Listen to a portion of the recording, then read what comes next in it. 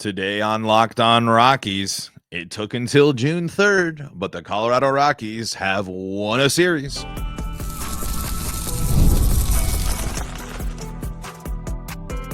You are Locked On Rockies, your daily Colorado Rockies podcast, part of the Locked On Podcast Network, your team every day. Rock on Rockies fans, welcome into the Locked On Rockies podcast for today, the 6th day of June in the year 2025. I'm your host of the Locked On Rockies podcast, Paul Holden, bringing you your daily Colorado Rockies talk right here on the Locked On Podcast Network, where you can find your team every day. If your team is the Colorado Rockies, you're in the right spot because that's what we do around here each and every day, free and streaming on your favorite streaming services and on the Locked On Rockies YouTube channel, where you can be part of the show. You can fire off your Rockies hot takes. You can let me know what's on your mind when it comes to the Colorado Rockies. And hey, a rarity, something that I believe has only happened one other time this season, back-to-back wins for the Colorado Rockies. And we know for sure, for the first time this year, a series win for the Colorado Rockies. What a moment. What an opportunity here for the Rockies. And we got to be pumped on at least some of the stuff we saw. There is stuff to certainly be concerned about, but Hunter Goodman continues to be a star for this team, continuing his all-star candidacy. Another home run, 3 home runs in the last 2 games, including the go-ahead bomb for the Rockies late in that one, as they are able to hang on. And again, fall behind, looking a little shaky to start there. Chase Dollander not having his best stuff. Let's dive into all of it here on Locked On Rockies. Before we do, got to let you know that today's episode is brought to you by Monarch Money. Take control of your finances with Monarch Money. Use code LOCKEDONMLB at monarchmoney.com for 50% off your first year. All right, let's talk about the some of the good stuff that happened in this game. The bullpen steps up again for the Colorado Rockies now. The Rockies bullpen has not allowed any damage in this series, and it's crucial that they haven't, because these have been back-to-back close ball games for the Rockies here. Back to, what was it, 1-run wins for in both of these?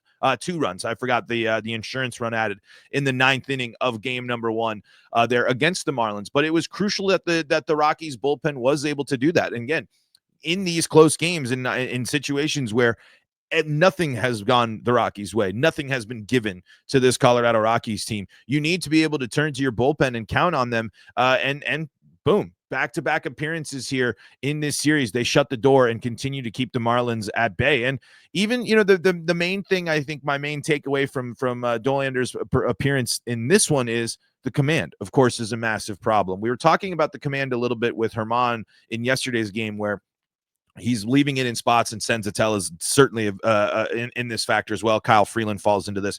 When the Rockies miss, they're often punished, and they were barreling it up. The difference on this one is they were getting it was the walks that were putting the Chase in situations and making the at-bats go longer and longer, upping that pitch count. I believe he had a 24-pitch inning there in the 3rd inning from Chase. So that's the big reason why. It wasn't the ugliest of starts for him, considering that not a lot of damage was done, had the 2 earned runs with those 3 walks, but was able to kind of navigate it. But coming off the injury, the higher pitch count, the Rockies needed to turn to their bullpen for a significant part of this game.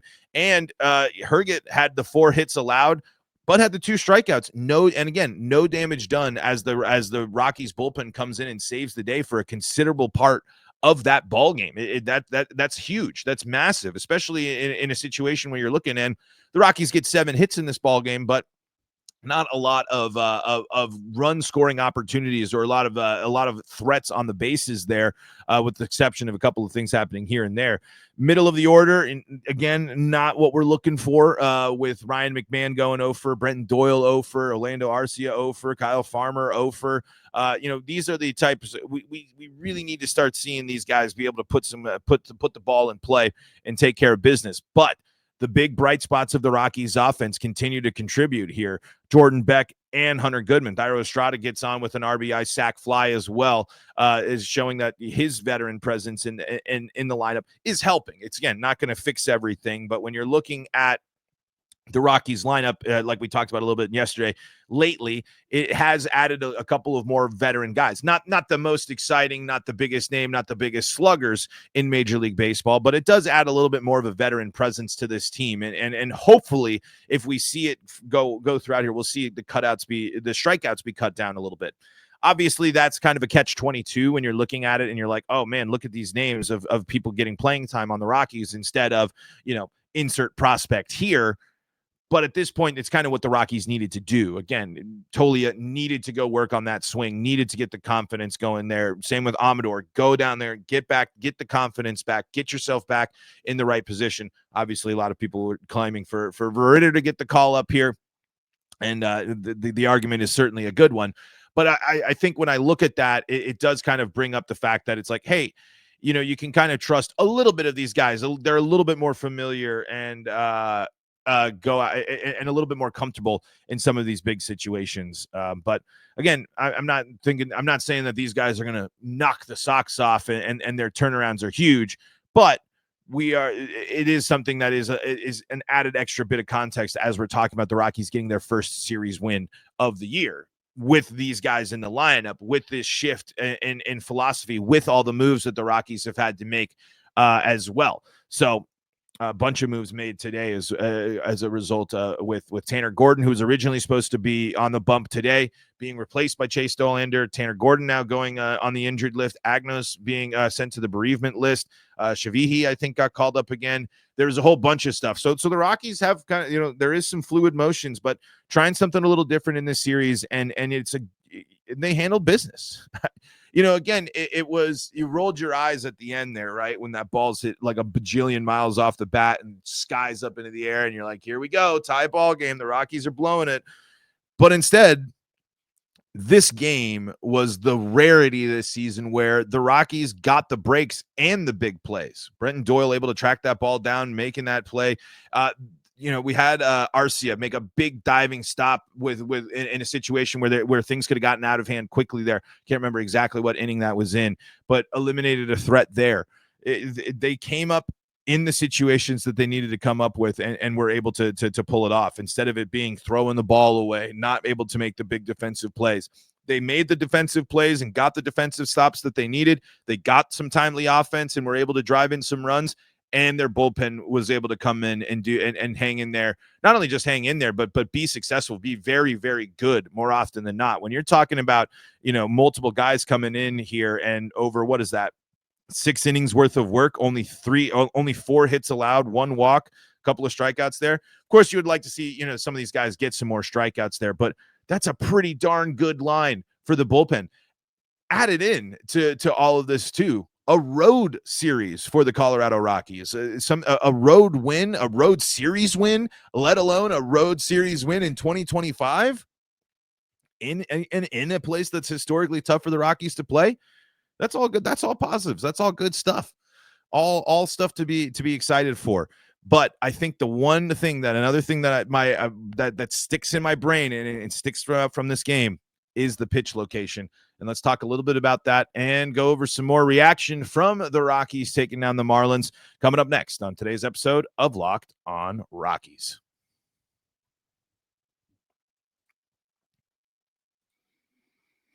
Before we do that, though, got to tell you about the folks that help make this show possible, and that includes Monarch Money. Ever check your bank account and wonder, where did all my money go? I think a lot of us ask that question. Between dining out, online shopping, and entertainment, it's easy to lose track. That's where Monarch Money comes in, your personal CFO, giving you full visibility and control of your finances. It's everything, all in one place. Think of it like this. It's your complete financial command center. It's not just a budgeting app. You can track your accounts, investments, and spending all in one place. Don't have to remember all the passwords. Well, you probably should remember all your passwords for your banking information. Probably pretty important. But keeps it streamlined, keeps it simple here. You don't have to mess around with a whole bunch of different apps. You got it right there, all in one place, so you can manage your money and start building your wealth. When you start using Monarch Money, you're going to realize just how much you're spending on food delivery, streaming services, all those small costs. Now you can budget smarter and save more. Instead of juggling multiple apps, you can use Monarch to check your finances, track spending, and even plan long-term goals. And managing money with your partner is easier and smoother than ever. You can track shared and personal accounts, set goals, and stay on the same page without the stress.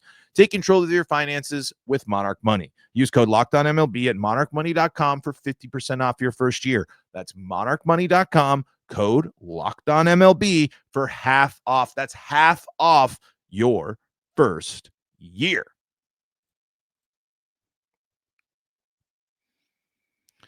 Back at it here on Locked On Rockies for segment number 2 of today's episode of Locked On Rockies, celebrating our first series win of the season. Woo!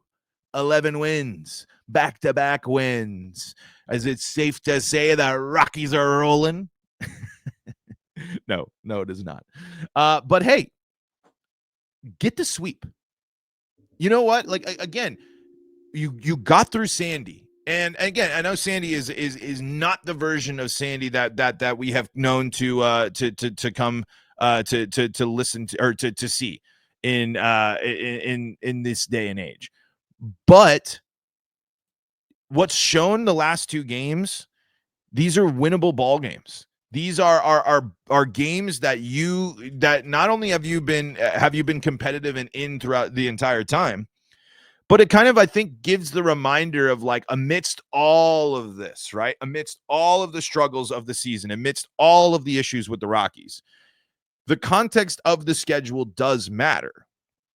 Obviously, the Rockies have not been able to impress and kind of, show off a little bit and take this schedule with, head on and be successful and steal some ball games. They literally have not done that, except, I guess, the game against the Yankees.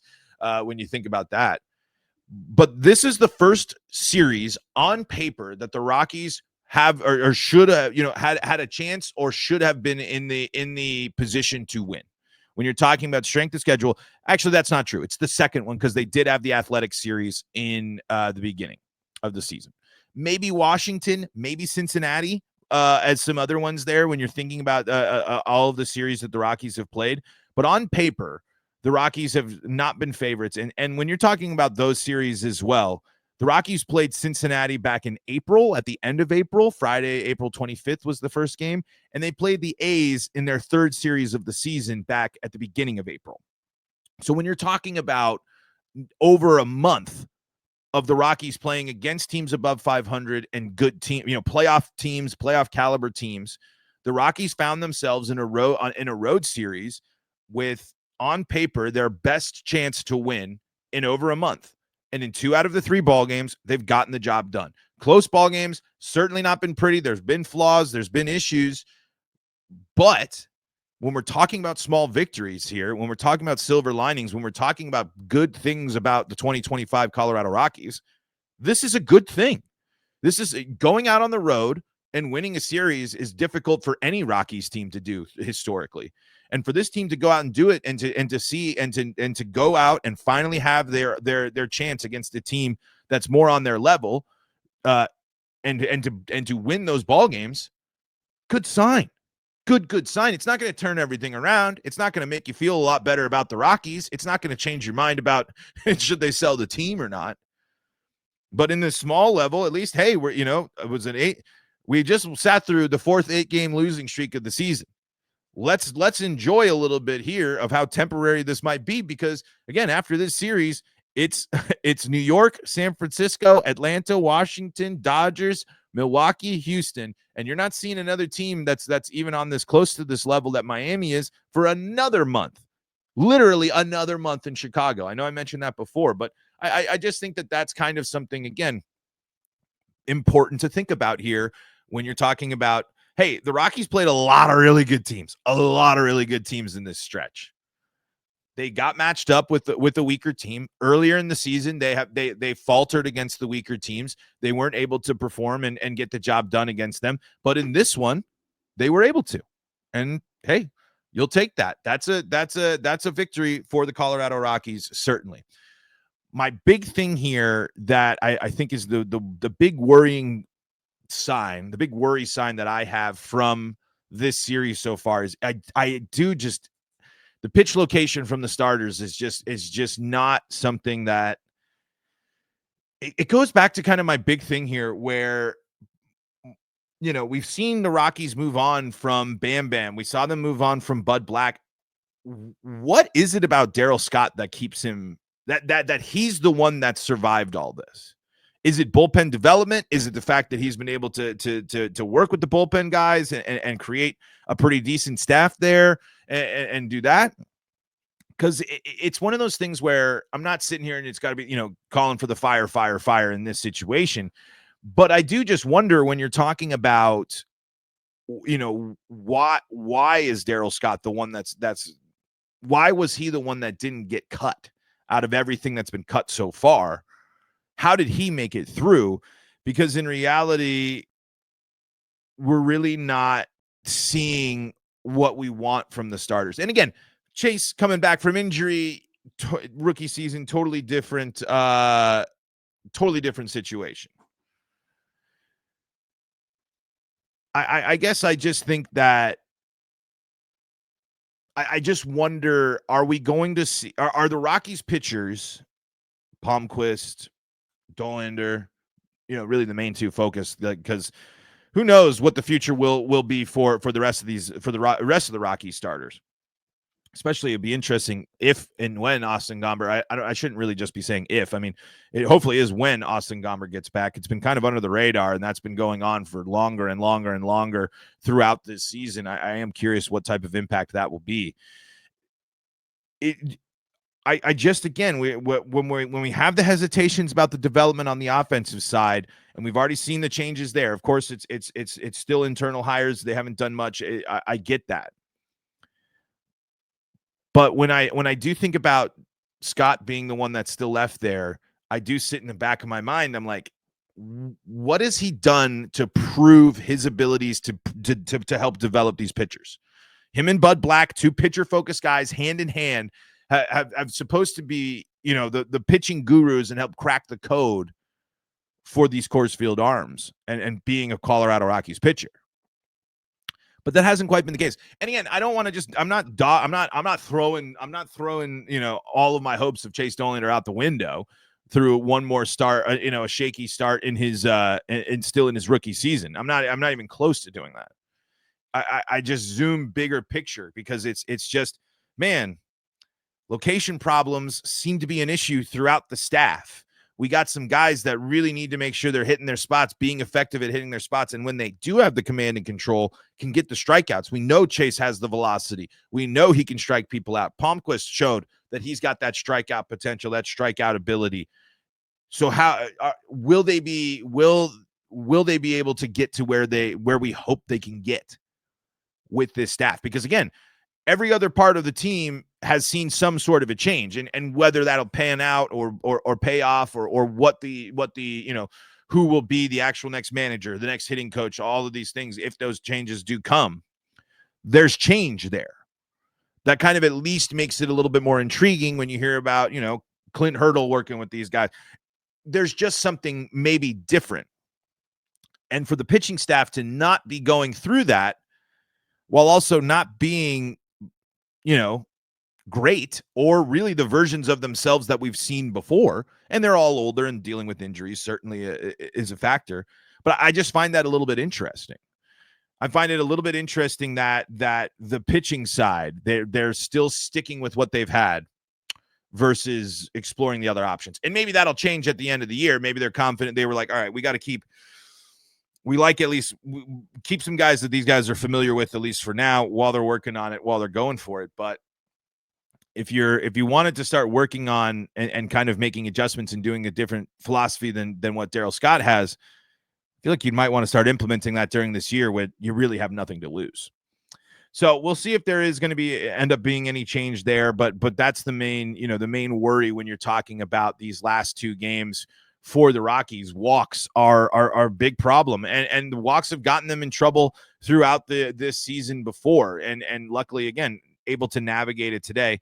4 walks from Rockies pitching in there, 3 of them from Chase Dollander in the second game. And then going back to game 1 there for German Marquez, he had the 2 walks. So again, not horrendous, but the difference kind of with German was it's not necessarily the walks as much that you'll get punished with German, Senza, Freeland.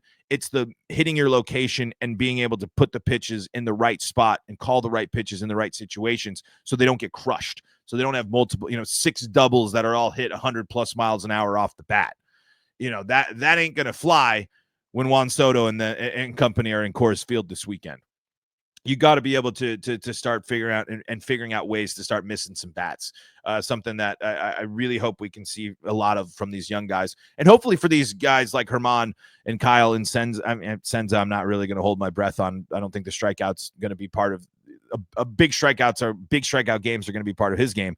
But if Herman can get there, can get back to missing those bats, get back to those higher strikeout numbers, it's going to be not only helping the Rockies, but it'll be, creating an interesting situation for him as the trade deadline comes. Because again, I think a lot of the buzz that you kind of saw, MLB.com had some trade rumors and things like that. A lot of stuff kind of heating up, and the big question for the Rockies throughout all of these was, what value do the Rockies really have in terms of trading?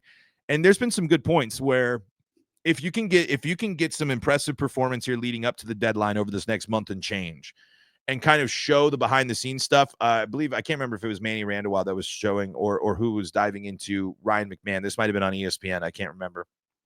That might've been Passan on ESPN, but I think it was Manny, or anyway, but highlighting, hey, people that really like Ryan McMahon. Honestly, might have been Rockies versus Connor doing this as well. Anyway, there's probably some intrigue with Ryan McMahon with the glove and kind of like, man, he hits the hell out of the ball. He just can't. He just hasn't do it. Ryan McMahon could be that prime. I think if Rockies players, not only if they start winning some games, a little bit more games, and not having 8-game losing streaks, still being an abysmally bad team, but kind of making it more respectable as they have in the last weekish probably of baseball, you might get a lot more teams that are interested in, hey, change of scenery might be what this guy needs. Let's take a look at what he's done here. Let's take a look at what he's done at Coors Field and be able to get the job done and be able to make a deal. I don't know. We'll see. But we got to take one more break here, and then we'll look ahead to the finale. And real early ball game for the Rockies here before they head off to the off day. But it's going to be an interesting matchup here between the Rockies and the Marlins, because we're going to be seeing an old face coming up next for the Rockies. We'll talk about that and put a bow on this episode of Locked On Rockies coming up next. Are you in the skilled trades? Plumbing, HVAC, electrical work. Supply House is going to be your number one resource. Why? Well, it's the number one best reliable way to order products online. Their easy-to-use website is packed with helpful resources and the latest product info to help you get the job done right. And when you're in that line of work, you want to do it right. That's the only way. Plus, with the complete inventory of over 200,000 parts from over 400 top brands, you'll find exactly what you need delivered fast from coast to coast. Need help with an order? Supply House offers expert support and industry-leading service, so you'll always talk to a real person. And for trade pros looking for an extra edge, their free TradeMaster program offers exclusive perks like a dedicated phone line, free shipping, and discounts on every order. Thousands of skilled professionals are already taking advantage. Now it's your turn. Join the TradeMaster program today at supplyhouse.com/TM and start ordering plumbing, HVAC, and electrical supplies with just a few clicks. Plus, use promo code SH5. That's promo code SH5 for 5% off your first order. That's supplyhouse.com. Remember, promo code SH5 for that 5% off your first order. Series win for the Colorado Rockies, the first one of 2025. Yes, it was against the Marlins, but, we got to celebrate the little things around here for the Colorado Rockies. Let's head to the social media and see some reaction from the wonderful world of the Colorado Rockies here. Man, a lot of people tweeting out how much their heart just kind of sank when that ball came off the bat there with 2 outs in the bottom of the ninth, because it was hit very, very well. And Hunter Goodman, Blake Street Banter, putting on the full court press for Hunter Goodman for the All-Star candidacy. Got to be your choice, right? I mean, if you were to pick right now who the Rockies All-Star would be, Hunter Goodman, maybe Jake Bird would be the only other option there in terms of this situation.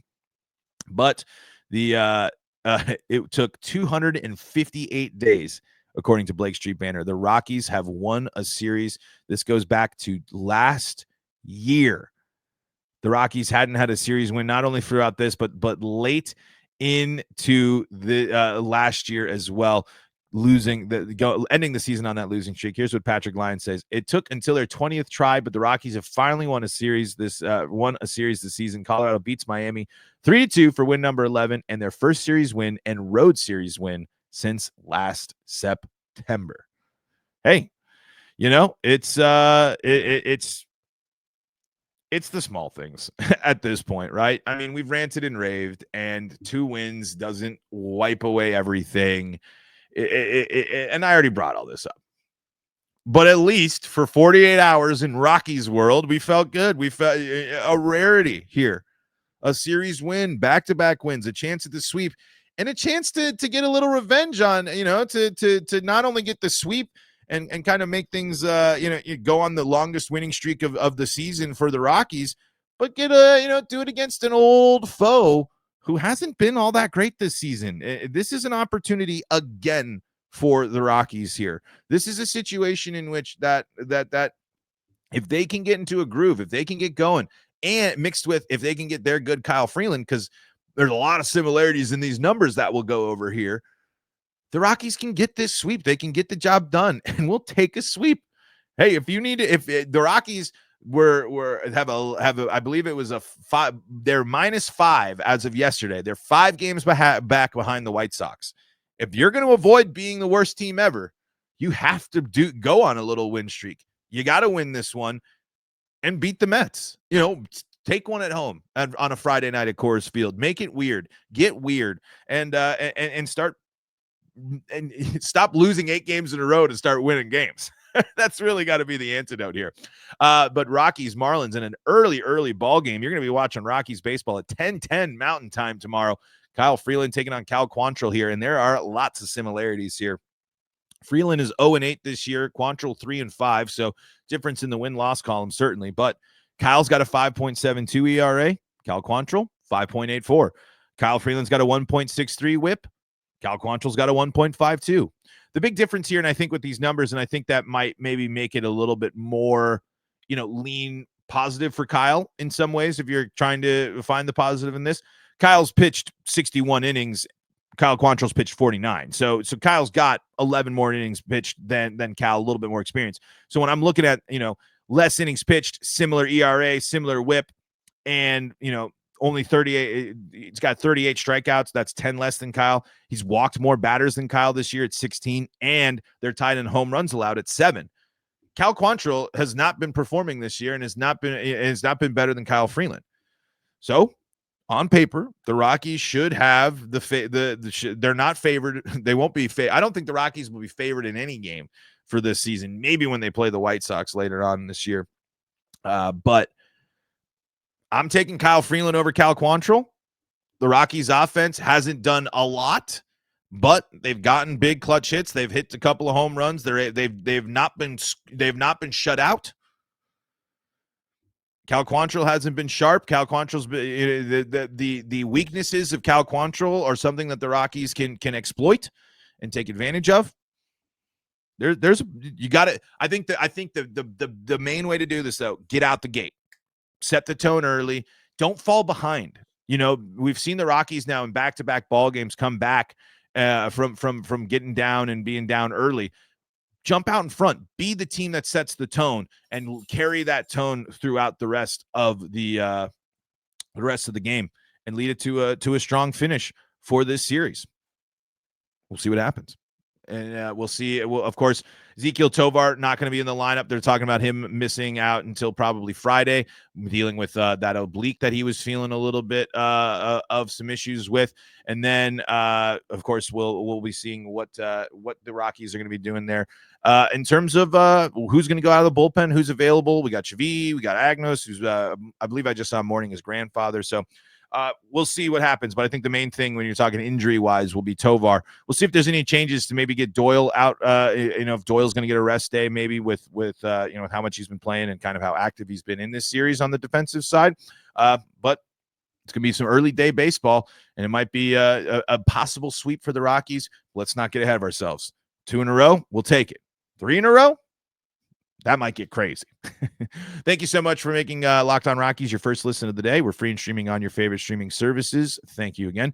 Fire off your Rockies hot takes in the Locked On Rockies YouTube comment section. We like to go through them there. I know we haven't gone through them so far a lot this week, but you know we read them here on the show. I'm always reading, staying tuned in. Thanking you again for making us your first listen of the day. For your second listen of the day, go check out Locked On MLB and Locked On MLB Game Night, getting your nightly recap of all the action around Major League Baseball. And if you need more Colorado sports coverage, Locked On Broncos, Avalanche, Nuggets, and Buffs, all free and streaming on your favorite streaming services. Until next time, I'm Paul Holden saying so long from the Locked On Rockies podcast.